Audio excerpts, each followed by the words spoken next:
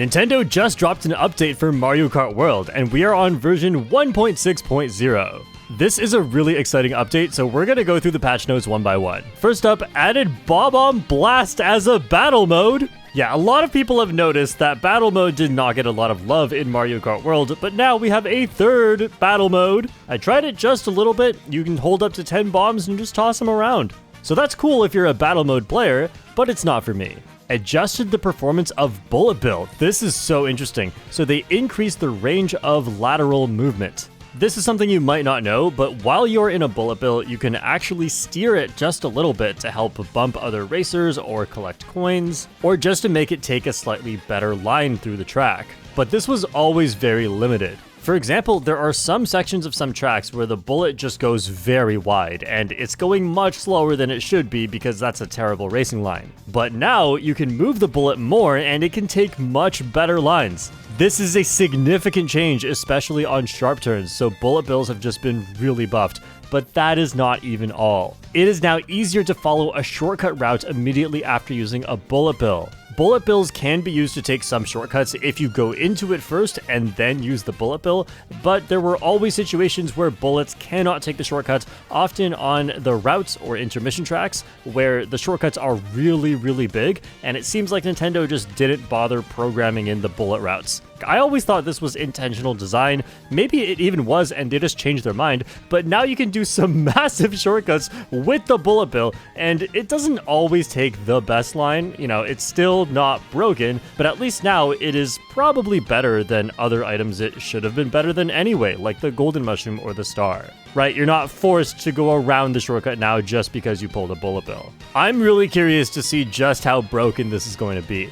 But there are other changes even on the regular tracks too. So the bullet bill was always able to take this shortcut on Great Question Block Ruins. However, if you use it too early, it doesn't work. So you had to drive really far in and just waste a whole bunch of time. It doesn't even make sense. You kind of just memorize where the bullet can do the shortcut from, which is kind of ridiculous.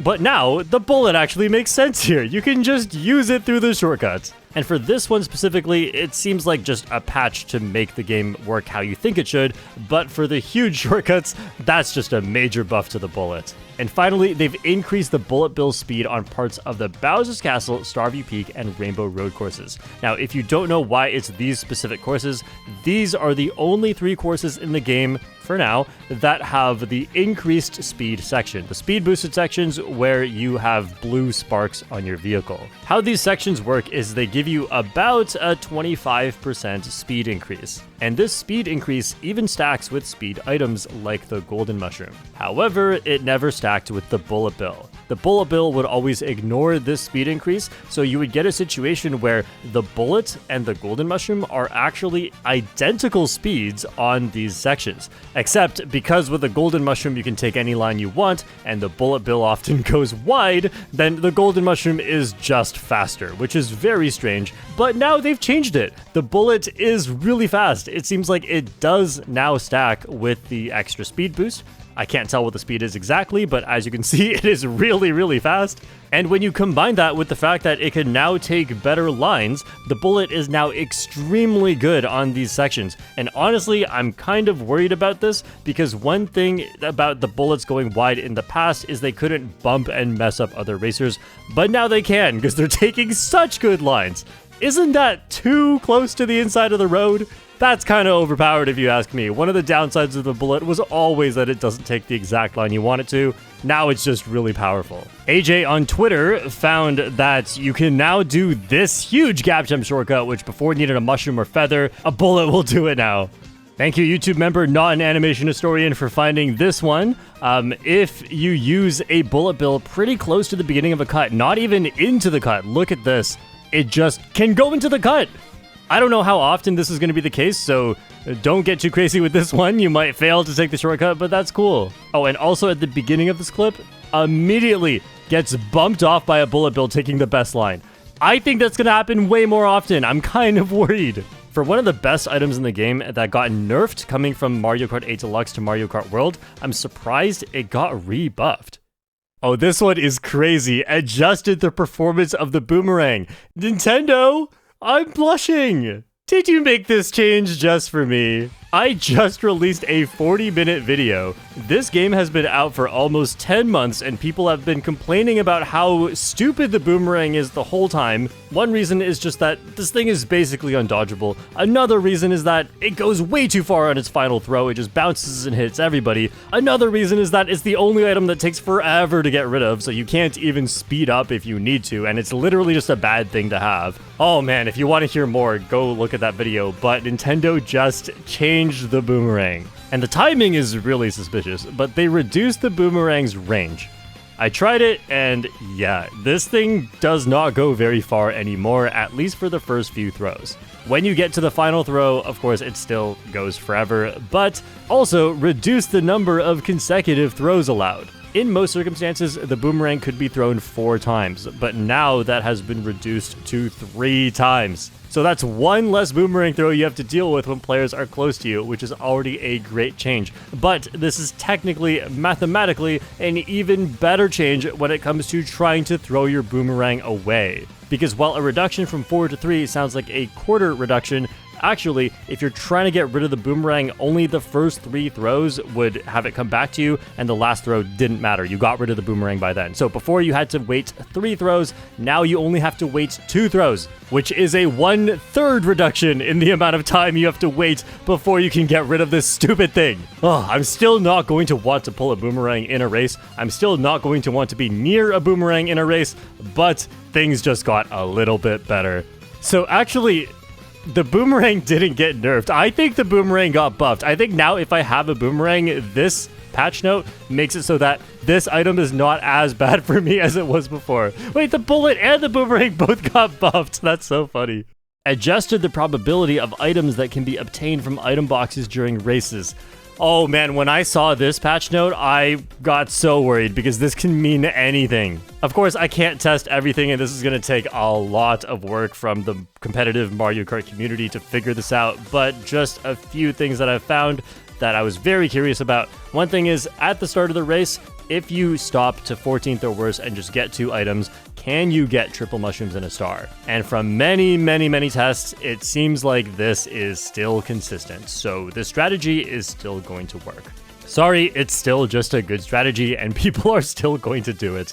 The next thing that I tested is where certain items can show up, because as you may know, getting items in 14th or worse is very good because you can get a lot of the best items plus a coin shell, and then if you drop back to 18th place, then it's the same stuff mostly, but no coin shell is possible, so that is a lot better. However, now, at least racing against these CPUs, with normal items on, it seems like coin shell is possible in 18th, which is very worrying because why would they do that? The coin shell already makes no sense in 14th place, and now they're giving it to 18th?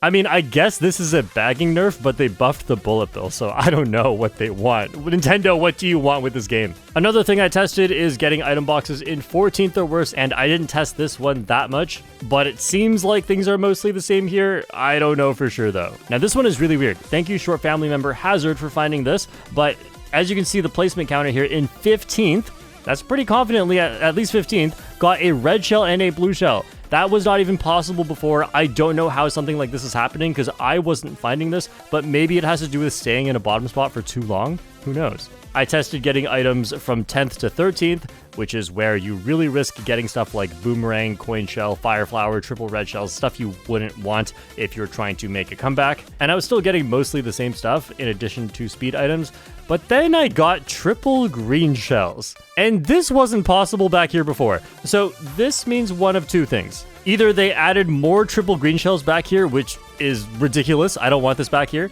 Or they reduced the probability of triple red shells. That's complete speculation. It just kind of makes sense to me that maybe this is why this is happening, but if that's what happened, that's great. There's way too many triple red shells in this game. I got red shelled way too much. So of course, with a change like this, I can't say right now if I like this. I can't say exactly what it does. We're just gonna have to wait and see as competitive players figure this one out. This one is really interesting. Adjusted the invincibility time after spinning or crashing during a race so that it varies depending on the character and vehicle. Specifically, the heavier the weight, the longer the invincibility time. Okay, this is so interesting because heavyweights, yeah, they're really bad. While speed is technically the best stat in the game, the second best stat, and it's not very far behind, is the coin stat, which is hidden from you. But basically what it means is that if you have a high coin stat, each coin makes you much faster for the first few coins, and the last few coins is kind of where the speed increase tapers off. But if you have a low coin stat, it does the opposite, which is clearly just worse because at many different coin counts, you are getting a smaller speed boost from your coins. And as it turns out, the coin stat is always pretty much the exact opposite of the weight stat. So if you have a high coin stat, you probably have a low weight, and the reverse is also true. So when you look at it from that perspective, heavyweights have a high speed stat and lightweights have a high coin stat. Look at where the other stats are distributed. The lightweights get handling and acceleration, which are incredibly important stats, and the heavyweights get the weight stat, which is not that important. So heavyweights are just worse. There's no two ways about it, they're just worse. But now, the heavier your weight stat, the longer the invincibility time. So a new stat has been added where the heavyweights have it better, and that's the invincibility stat. This is something we already had in Mario Kart 8 Deluxe, so I'm assuming it's going to work similarly, but I can never assume too much. I did a little bit of testing, and I tested with a star because it is easiest to test. And as it turns out, Swoop on the Rob Hog, which is the lightest combo in the game, when hit by a star, cannot get hit by another star for 2.67 seconds or 160 frames. I tested the heaviest combo as well, and this one cannot get hit by another star for 4 seconds, which is 240 frames. So the difference between the lightest and heaviest combo is about 1.3 seconds of extra invincibility time for the heaviest combo. And if Mario Kart 8 Deluxe has taught us anything, it's that this is not going to matter, but at least the heavyweights are a little bit better now. But unlike Mario Kart 8 Deluxe, there is a debate of what is actually the best combo, and yes, Swoop on the Rob Hog is the most popular, but you could argue, and many pro players do argue this, that Toadette on the Baby Blooper with a weight stat of 3 instead of 0 is actually better. Even before the invincibility stat, just because of the speed, and that are the other stats. I'm not going to explain it too much. But I also checked the invincibility for this combo, and it seems like it gets about 17 more frames of invincibility time, which is around 0.3 seconds more, which could matter in real races. And when the debate for the best combo in the game is so close, I can imagine this might sway some people. Because while the invincibility stat really is hardly ever going to matter, when it does matter, it means getting hits one less time in the race, and that could be a huge deal. So I can actually see this swaying some people into picking Toadette on the Baby Blooper instead. Who knows? We'll find out. Made it so that you won't get crushed by things such as thwomps while spinning or crashing. Okay, so just to get one thing out of the way first, I'm assuming such as thwomps includes such as mega mushrooms. I don't know why they're just talking about thwomps, which gives me some pause, but I'm assuming this is true for mega mushrooms. So there has always been an invincibility window in this game where after you get hit, you cannot get hit for a certain period of time, except by certain items like the shock and blue shell, which are special. And one of those things was also a mega mushroom, where if you get hit, you can immediately get squished. So thwomps are not really a big deal, but I'm assuming now it just means that if you already get hit by something, you will not immediately be able to get squished right afterwards. So getting Mario Karted is less likely now. It is now possible to be hit by lightning and spiny shells immediately after being crushed by things such as thwomps. Alright, this is not good for my calling it a blue shell argument, and also calling it a shock. So this was a really weird thing that I always forget can happen, but if you get squished, then the shock cannot hit you. And apparently the blue shell can't hit you either. I didn't realize that one. So sometimes getting squished is just literally a good thing, because you can speed up and then you dodge the shock right afterwards. You still lose your items, but the shock doesn't stun you, and this overall is faster than getting hit by the shock. This is just not possible anymore, so thanks, Nintendo. Thank you to my YouTube member Galu for doing some testing. Now, if you get squished, you can get shocked immediately after, whereas before you were invincible. So this change definitely is working. Made it so things like bob-ombs and bananas don't bounce on top of the vines of ivy piranha plants. Not exactly sure what this one means. I assume the ivy piranha plants are the things you see, from Koopa Troopa Beach to Peach Stadium, or just this thing between Toad's Factory and Moo Moo Meadows. So it doesn't apply to the regular tracks, and I don't have a clip of this being a thing, so I don't know how this will affect anything. I've never seen it happen before. When playing single player or one player during online play and wireless play, up to 2 warnings will be displayed when items like red shells or spiny shells come from behind. I didn't realize there could only ever be 1 warning behind you at once. Is that why I miss warnings sometimes? Well, anyway, this is obviously a good change. More warnings is better because I want to know more about what I need to defend against. Shortened the time until the roulette stops to determine the course in online play and wireless play. This is just objectively a good thing, unless you're trying to go to the bathroom, because right now I find that in between races I have just enough time for the bathroom, and now maybe I don't. Alright, so those were the big changes, but then now we have fixed issues. These are things you would more categorize into like a bug or a glitch, not the way the game was supposed to be, but they've fixed it. Most of these are not that important to look at. Some of them are important and relevant. So if you want, you can read the whole thing, but I will cover some of the things that I think are important here. Alright, here's one. Fixed an issue with the gliding distance could be excessively long during the race from Airship Fortress to Dry Bones Burnout. No! I haven't done this one in a video yet. Oh, this is such an interesting shortcut, you could almost say. So they're talking about this glider in particular. If you go off this ramp too far to the left or right, it won't give you a glider. But if you do it just right, where you're still really close to the blue glider panel, it will just give you a different glider. Like your trajectory will be way higher if you want it to be, and you can just fly over the track. It's crazy. You're perfectly safe up here, and it's actually faster to help cut the corner a little bit. Now, this is not a big deal on Airship Fortress to Dry Bones Burnout, but it is a big deal on Airship Fortress to Bowser's Castle, because the shortcut you can do is insane. It saves a lot of time, and a lot of people don't know about it, so I was trying to get it in a video where I can win the race by doing this. Oh, it's so cheesy, but it's so cool. Unfortunately, as it turns out, Nintendo fixed this entire glider, not just Airship Fortress to Dry Bones Burnout. This is Airship Fortress to Bowser's Castle, and it doesn't work anymore. Well, at least thank you to my YouTube member Sai, who has actually hit this clip in a real race, and you can see just how crazy it would have been if only I got this track at some point after we discovered this. Oh, this one. Fixed an issue where you would sometimes recover too far ahead if you fell off the course while gliding on Rainbow Road.